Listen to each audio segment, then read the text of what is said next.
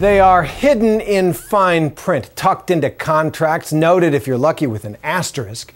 But one thing is certain, no one can avoid them. I'm talking about fees, hidden fees. These days they're as much a part of American life as apple pie, just not nearly so sweet. And they add up quickly at a time when family budgets are tight. For Bill Weir, enough is enough. The day begins with a fee. You see, the utility company that powers the alarm clock and coffee maker also charges $7 a month for something called a merchant function charge. Charge associated with procuring electricity, credit and collection related activities, and uncollectible accounts.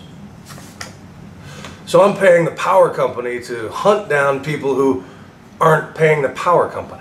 I flip on the TV, which comes through a cable box I'm forced to rent for $6 a month, every month, forever. Off to a gym I'd like to quit, but that would cost me $200. To shoot a story, I board an airline that charged $10 booking fee. And rent a car that quoted me a cost of $39 a day, but it's really $60 thanks to the customer facility charge. Oh, I can't forget to call home via a phone company that charges a regulatory recovery fee. I'm not making this up. That's what they charge to collect the other charges. Just another day in America. Land of the fee, home of the waiver. It is now a widely accepted business model in this country to sign you up, then trip you up with asterisks, mouse print, and insidious aftercharges. Experts say that the average American is being nickel and dimed to the tune of nearly $1,000 a year. Well, it turns out that there's a growing body of journalism on this very topic, led in part by a great book called Gotcha Capitalism, written by a guy named Bob Sullivan. Hey, Bob. How you doing? Thanks for joining me. Bob starts with what economists call the tourist paradox, and we've all tasted it. $15. You go on vacation, you don't speak the language or know the exchange rate, so chances are you're charged more than the locals. Not enough to make you call a cop, just enough to fatten their till. $5. Well, in the age of global commerce, mega corporations are the locals, and we're the tourists, confounded by the fine print and too shy to make a fuss. If you have 10 customers, you can't cheat them all the time. If you have 1 million customers, and you steal $1 from them once a week, well, that's a pretty good business. That's the kind of calculation that's being done inside every major company in America right now. Bob took me on a sneaky fee tour of Lower Manhattan, which requires cash, of course. The average consumer spends about $100 a year just withdrawing money from an ATM. Banks would argue that they're providing a service. They're providing here. A service. This costs them money, right? It actually does, and that's fair. But I think with all of these issues, does the punishment and the crime, do they fit? Your bank is going to charge you $3. $3. So if you pull out $20 from this machine, you're going to get charged $6 for that.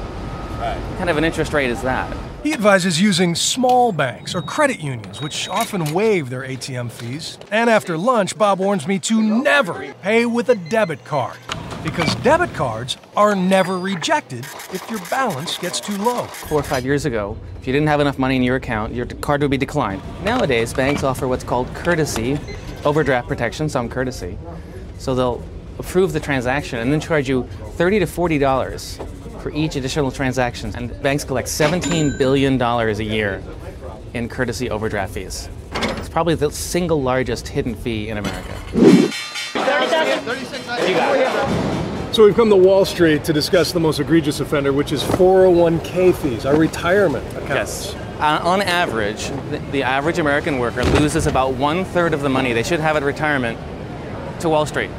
They don't call them fees, they're expense ratios. Go look them up tonight, and you'll find out that somebody is taking between 1% and 2% of your money every year. So let's talk about cell phones, handheld devices. This is another sore spot. It's a portable cash register here, I like to say. Right. What's the biggest offender when it comes to these? Premium text messaging is one of the biggest offenders. Most folks have never even heard of that. There's regular text and there's premium texts. Is it a fancier font? No, they look exactly the same, only they cost $1 or $2 a piece. And if you've ever heard one of those horrible stories about a kid signing up for a ringtone service and their parents suddenly getting a $20 or $30 bill, those are premium text messages. Going through my bills, he points out how phone companies and utilities label fees with official government-sounding names. as if these are taxes they can't control. Most of the time, he says, they're not. They are just fees which simply inflates the advertised price. This whole gotcha scheme has ruined price comparison. Right. Price is an incredibly important element of our economy, and right now, I call it the death of the price tag. No one knows how much anything costs. Sullivan believes that even well-intentioned companies get sucked into this practice because it's the only way to compete. Intercontinental Hotels a couple of years ago experimented with what they called upfront pricing. On their website, they advertised hotel rooms right up front. There was the number, that was what you were going to pay if you stayed in their hotel. All resort fees, everything included. What happened? They lost all their customers to their competitors who were lowball pricing. Now, the most obvious fix for all of this is one set of rules for everyone. But given the lobbying strength of the big corporations and banks, stricter regulation and enforcement is easier said than done. So in the meantime, Bob encourages us all to do our civic duty and complain. I think complaining is like voting. Maybe it doesn't feel like it does any good, but if no one did it, obviously there wouldn't be any change. And it has to be almost a symbolic protest, right? It may not right. be worth the $9 fee you're fighting. It's a principle. Set aside a half an hour every month. A half an hour a month. Pick off the cable company, the cell phone company, and you know what? In a 30-minute phone call, say you get rid of a $9 a month fee that you know you don't deserve to pay. Well, that's $100 a year practically. That's a $200 an hour job you just got yourself. Right. No one can turn down money like that. Right. If you think your bill is higher or lower than normal, press 3. To return to the... So with that in mind, time to stop being a tourist. For Nightline, I'm Bill Weir in New York.